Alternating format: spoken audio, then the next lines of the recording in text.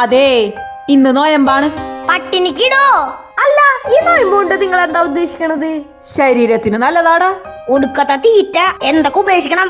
ഇറച്ചി, മീൻ, പാല്, മുട്ട 4 കൂട്ടം. അതിലോടിപ്പോ 2 കൂട്ടം ഉപേക്ഷിക്കണല്ലേ? എന്ത്? അപ്പേനെയും അമ്മേനെയും. ഇങ്ങനെയാണ് നോയമ്പെടുക്കണത്? പിന്നെ 50 ദിവസം നോയമ്പെടുക്കും. 51 തീറ്റ. ഇറച്ചിയും മീനും ഇനി കിട്ടാത്തായിട്ടൊന്നുമില്ല. പിന്നെ പെരുന്നാളിനന്ന് തിന്നാതെ പെരുന്നാൾ ദിവസം കൂടി നോയമ്പെടുക്ക്. എന്തിന്? ആ നോയമ്പിന് ഒരു വില ഉണ്ടാവട്ടെ.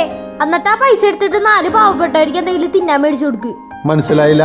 ഇപ്പൊ നോയമ്പെടുക്കണ അവസാനം നിങ്ങക്ക് തിന്നാൻ വേണ്ടിയല്ലേ? അതെ, നല്ലതിന് വേണ്ടിയാന്ന് വിചാരിച്ചെടുക്ക്. അപ്പൊ മറ്റുള്ളവർക്ക് ഗുണമുണ്ടാവും. വീണേ. ഇല്ല, നോയമ്പില്ല.